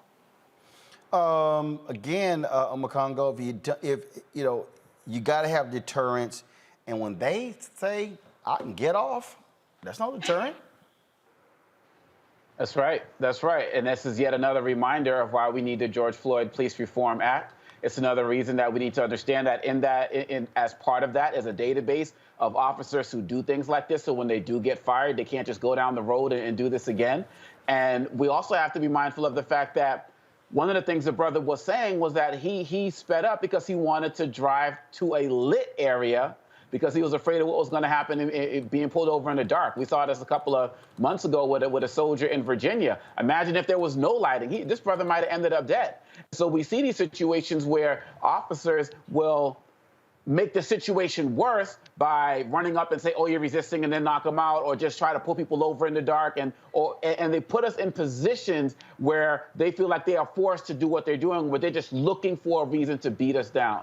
And so we need that national registry. There needs to be a trial, and we need that police reform bill passed. And yes, I hate seeing these videos. I actually listened but didn't watch, Kelly, so I was on the flip side of you. But we have to be reminded at the same time that we don't have an anti-lynching bill. We don't have a George Floyd Police Reform Act. And with everything going on, COVID and all of these, we kind of lull ourselves into a belief that these things are not still happening until they happen to one of us. And so we have to keep up the fight and make sure that we're following these cases, because if we don't, no one else will. All right, folks, here's an update on the video that we showed earlier of U.S. Border Patrol agents beating Haitian migrants with whips on horses as well. This is a statement released by the Department of Homeland Security. The Department of Homeland Security does not tolerate the abuse of migrants in our custody, and we take these allegations very seriously. U.S. Customs and Border Protection's Office of Professional Responsibility is investigating the matter and has alerted the DHS Office of Inspector General. In addition, Secretary Mayorkas has directed that personnel from the Office of Professional Responsibility be on site full-time to ensure that the responsibilities of DHS personnel are executed consistent with applicable policies and training in the department's values. Secretary Mayorkas visited Del Rio today and witnessed the extraordinary work of DHS personnel. The footage is extremely troubling, and the facts learned from the full investigation, which will be conducted swiftly, will define the appropriate disciplinary actions to be taken. We are committed to processing migrants in a safe, orderly, and humane way. We can and must do this in a way that ensures the safety and dignity of migrants. I would say anything less than them getting fired, Kelly, is unacceptable.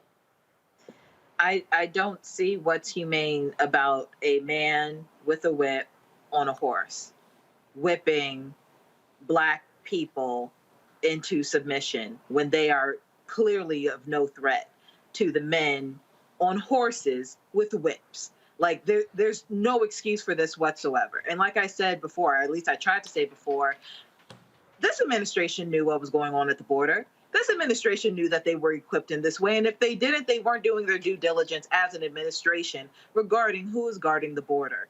This is unacceptable on so many fronts. I mean, I'm sorry. It's just unacceptable. It is unacceptable. And that statement to me was a load of BS until I see something otherwise physically, tangibly change. Absolutely. I'm Magongo.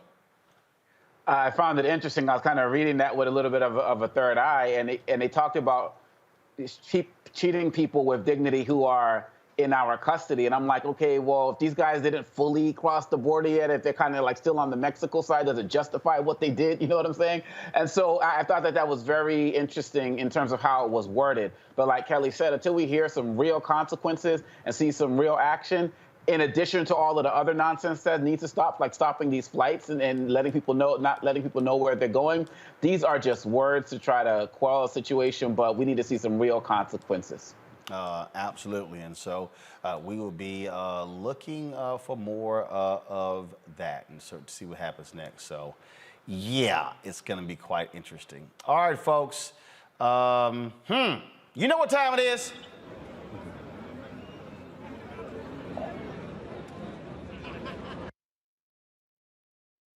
No charcoal grills are allowed. I'm white. I got you, girl. Yeah, illegally selling water without a permit on my property. Whoa! Hey! You don't live here. I'm uncomfortable.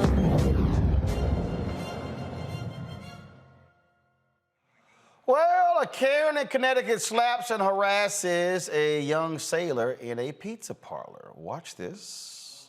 Disgusting. Ma'am, you're on camera. I would leave now before I call the police. Yeah. I will call the police if you don't leave. No, you are not permitted to grab my phone. You're not permitted to grab this hat. Yeah. I don't know where this behavior is coming from. And just let him be. Just let him be. Show his uniform. Show his uniform. Let him be. Show his uniform. You disgrace the U.S. You disgrace the USA. You fucking piece of shit. You put me on it. You put me on. You put me on freaking. Put me on. Put me on. Hey Williams, can Put me on. Can you give me Chief's number? What's Chief? Chief That's not a Chief uniform. You piece of fucking shit. Chief Powers. Well, Lori Desjardins turned herself in after the video of her discrediting Sean Myrtle Jr.'s status in the Navy and slapping him went viral. She's facing third-degree assault and second-degree of breach of the peace. Sean remained calm during the outrageous encounter. See, here's the deal, and this is what we got to confront this, Omakongo. See, we have to be the ones who remain calm when they act a fool. I'm just telling you right now, you put your hands on me, in that case, you actually can get popped right back, and it's self-defense. The problem is, and I talked about this. I've talked about this when I remember the football video game. It was a Pittsburgh game. That here's the other problem: when you do respond, you might get countersued. They might try to arrest you. Now you're dealing with this whole legal battle, and so you're sort of stuck in this conundrum. But these folks are just out of their damn minds. Completely out of their minds.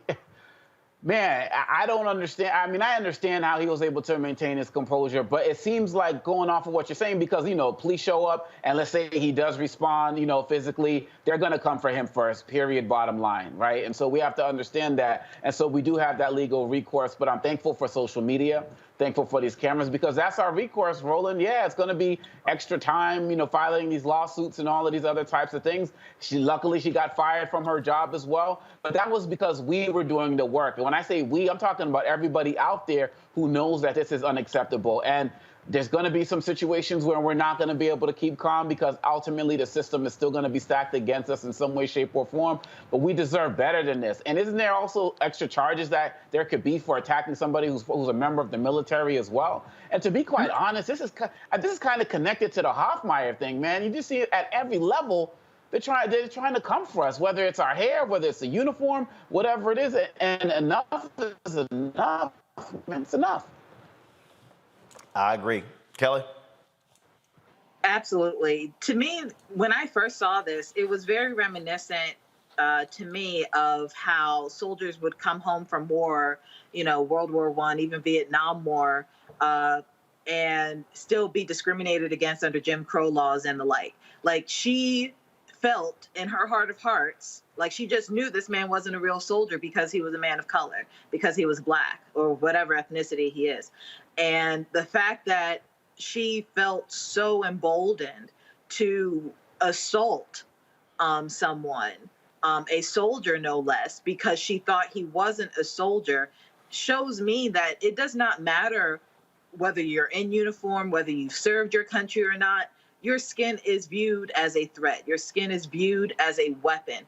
And that is what needs to stop here. It is a culture of white supremacy and arrogance and, frankly, stupidity that creates the caucasity that this Karen possessed to actually, have the unmitigated gall to reach out and touch somebody offensively to the point, it does not make sense to me.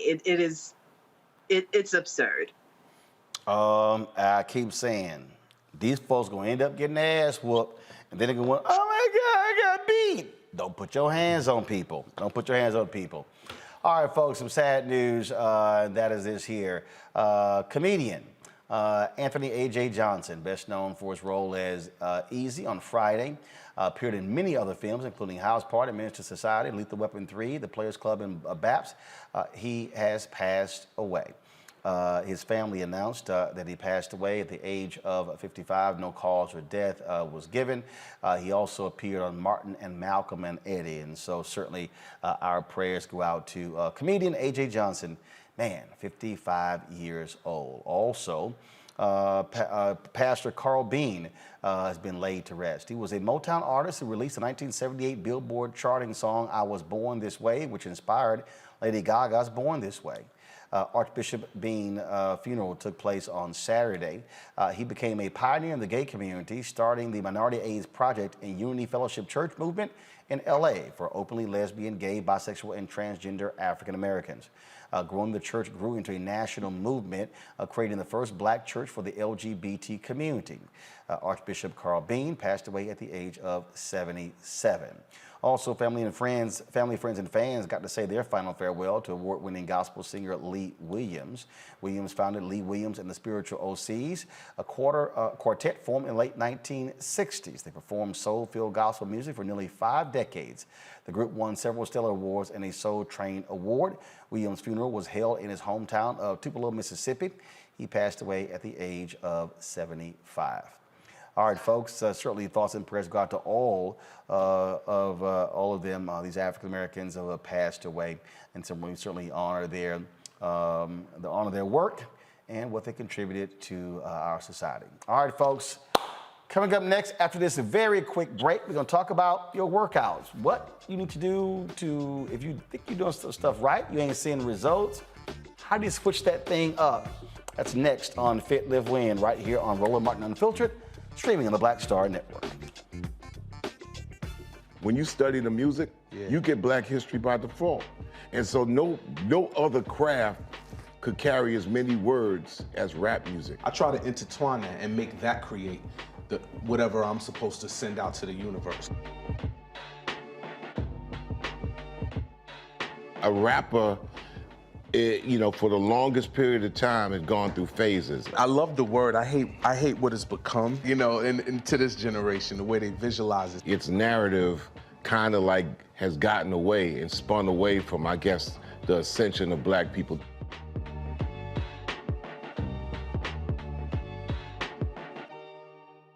Hi, everybody. This is Jonathan Nelson. Hi, this is Cheryl Lee Ralph, and you are watching Roland Martin Unfiltered.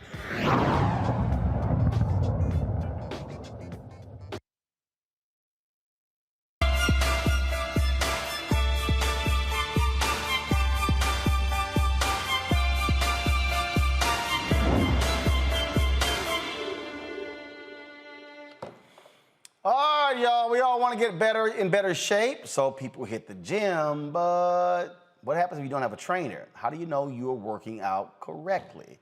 Here to tell us about the top 5 workout mistakes is Dooley Lucius, the founder of Effect Fitness in Atlanta. Glad to have you back on the show. I got a text message last time you were on from somebody who used to work for who said, boy, you had that country boy on the show. I'm sure glad to see him doing well. That was Tyler Perry. Yep. Shout out to Mr. Perry, man. Absolutely. All right, let's talk about these top 5 mistakes. Number 5, the biggest screw up folks make when they are working out. Like I said, bro, I think the biggest mistake people are making right now, man, is just not having a plan. So, like most people you see in the gym, man, they're kind of wandering around. They don't know what this machine works. They don't know what that machine works, especially if you, like you say, if you don't have a trainer.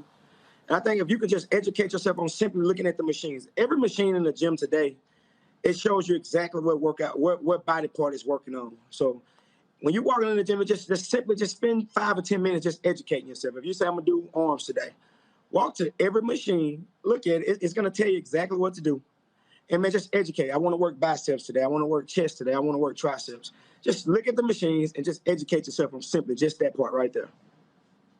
All right, so what about this whole issue of inadequate nutrition and hydration? So here's the question. If we work out in the morning, do we eat before we work out, after we work out, Do we work out on an empty stomach? Do we do a banana? Do we do protein shake? What do we do?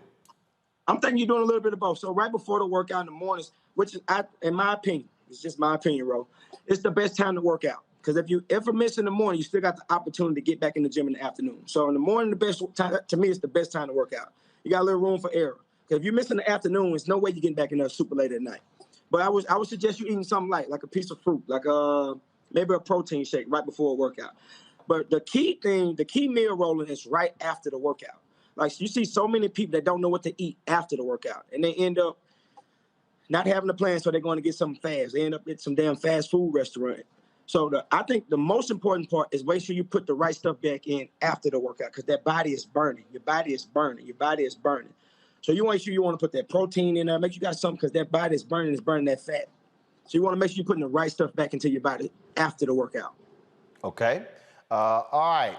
This is probably a good one. Inadequate warm-up. I see this all the time when people play golf. They do not do a proper warm-up.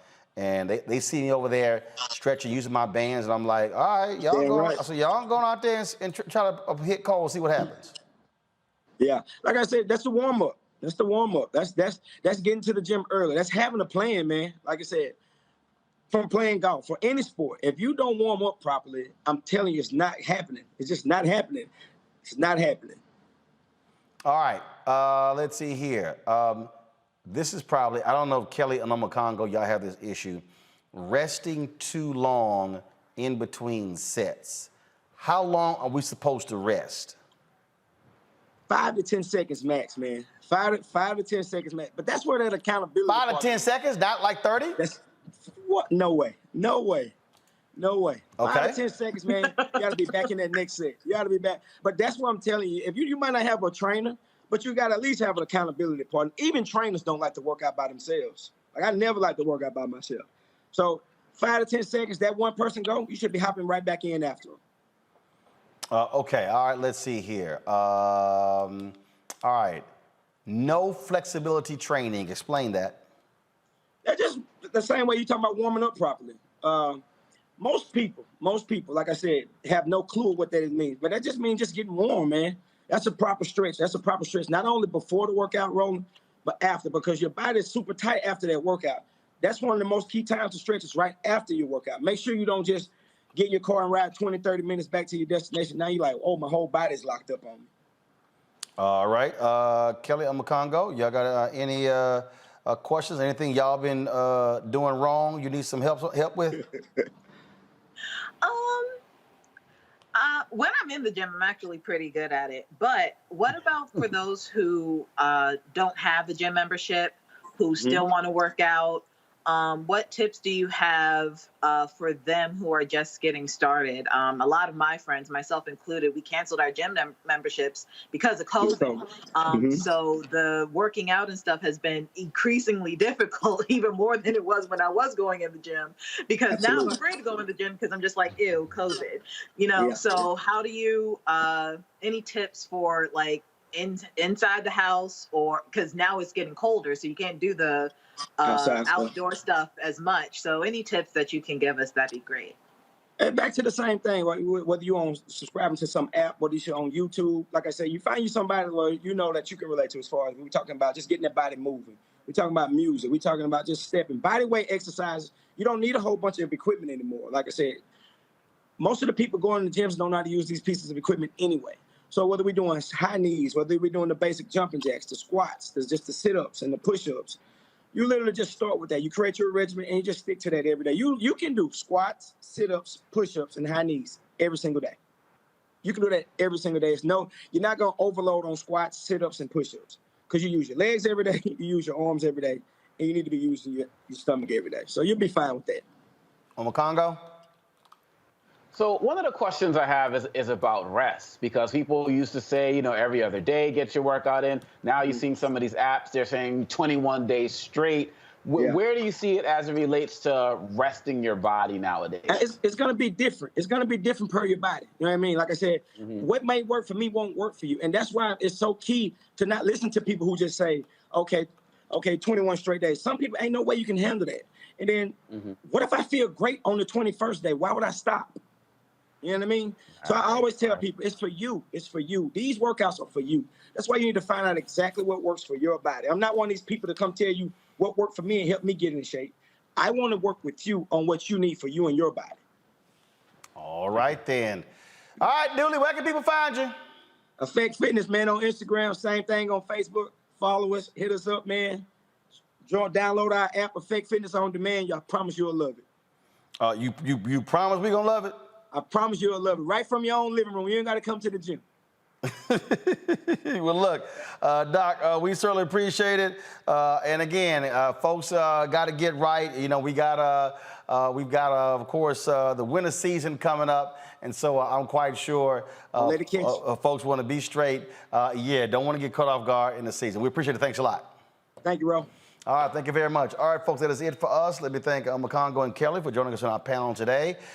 Folks, we're going to stay focused and connected when it comes to what's happening with the Haitian migrants in Texas.